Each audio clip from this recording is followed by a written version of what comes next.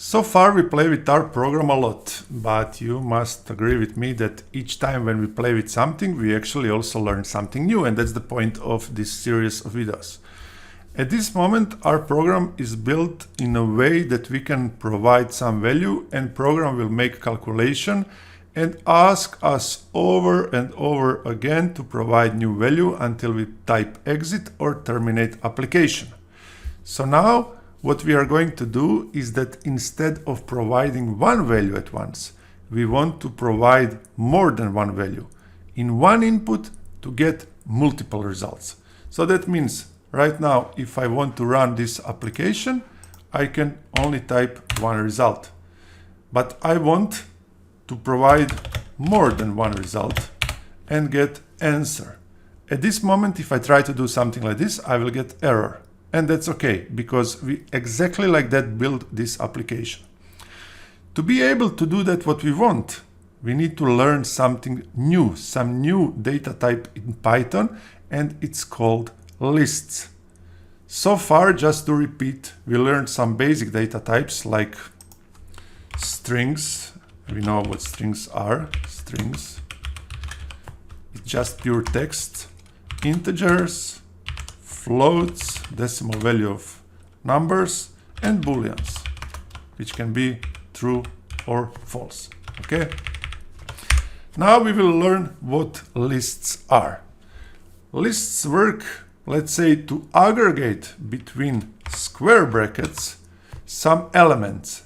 And when I say elements, that means that those elements can be, of course, strings, integers, booleans, or floats. So that means our list can be a list of integers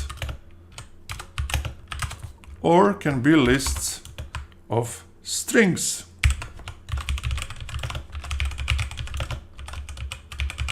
And so on and so on.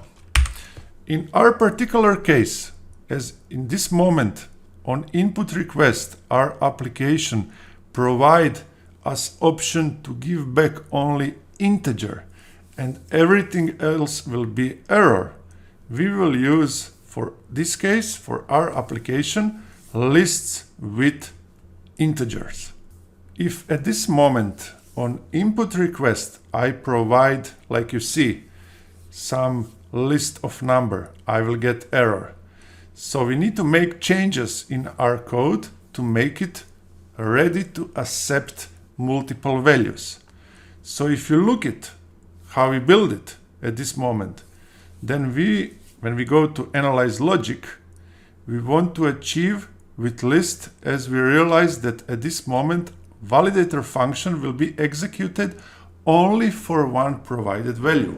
So we defined everything in our validator that user input is something what we convert in integer, and user input can be entered just once.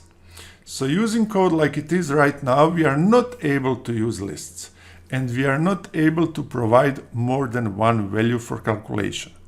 But to be able to do that, we will use also something new what we'll learn today, and that's called for loop. And for loop in this case, we will be used to pick different values from some sequence, in this case from our list. So that means if we provide 10 different values in our list, we will be able to execute each of them using for loops. And I hope this is clear enough. So to do that, we will need, after this user input value, this variable, to create for loop. And we will say that for this function, what we have here, num of meters, okay, in user input, we run this program. So that means if I run this application right now, and I need to make indentation here, what do you think what will happen? I need to terminate what I ran before. If I provide, let's say, 10, 20, 30, what will happen right now? Nothing. Why? Because we need to make some additional changes. So I want you to look and follow this part very carefully, because many people get lost here. To make this thing to work, we will need radically to change our code.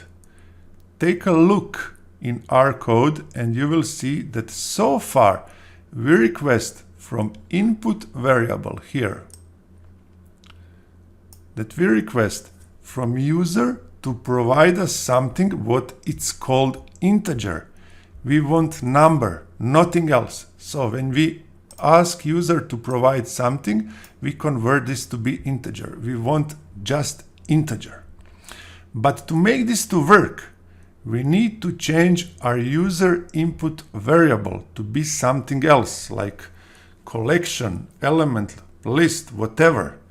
And we will change it here, and let's say here. We will call it collection. And we will need also to put it to be here, like this. Okay? And now what it's left is to transfer or translate, however you want, string to list. And to do so, we will use pre-built Python function called split. And we will put it here, split. And what will happen after I use this split pre-built function? Literally, this function will translate to Python string to list. Let me show you what I mean. Now when I run this program, how I need to make entrance with spaces 10, 15, 16, 18, 20, 28, 58. And when I run this application, I will get calculation for each given parameter line by line. Okay? And why does this work with spaces? Well, it's pre-built Python function. So this split function will use user input as parameter and give us list data type in return. That's what I say. It simply translates integer to list. Okay? And that's exactly what we need to make this to work like we planned at the beginning of this video, to provide our application multiple entrants and get multiple results from simply one input. And this is a bit confusing part, I understand. Now when we run our application, we will again be requested to provide some input. And this input, like you see already, require from us to put some value with spaces. Okay? And if we put something which is not just number, like you see, we will get calculation for 1 and 2, and for everything else we will get error in return. And this is okay, because that literally means that our validator function works and filter everything what it's invalid input, and everything what it's right input using for loops will return with proper result. This split function uses default separator, white space, and nothing else. So when you enter number, you need to use, or let me run function first, you need to use white spaces, because this is how this pre-built split function works. But as long as we work in Python, we have possibility to make things to work as we want. And that means that we can, for example, say that every value, each value we enter in input request, can be entered separated by comma. And this is the way how we'll do it. In this function parameter, under quotation, we will simply put comma. Okay? And when we run our function right now again, we will separate our numbers with comma. And this is, for me, logical. More logical than using white space. And when we run it, we will again get results. So guys, this is something which can be a little bit confusing, but let me walk through our code again. change what we did here is in for loop that we create this variable. This num of meter, we add extension to be collection and we put it here in user input. Why? Because for this for loop we need this new variable which we will request here from user input, and then this user input we will split using split pre-built function, use to read and transfer numbers to list. That's the way how it works. And this is just one line of code which allow us that we can give multiple input at once and get multiple results in return.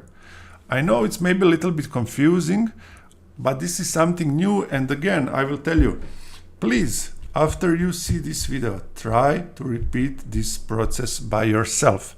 In case you have any question, in case you don't understand something, feel free to ask me and I will try to clarify. And in my next video, we will dig deeper in this, in lists and for loop, to make more complex things and try to define this maybe a little bit more clear or a little bit more confusing, however you want. But I hope this is clear for everyone what we just did and how this works. We simply use lists. This is, like I already say, something what it's built with different data types inside. In our case, we use only strings because only integers because we work only with numbers, and with given list of given integers, we simply convert them using split function to list and give back results calculation however you want from simply one input. See you next video, guys.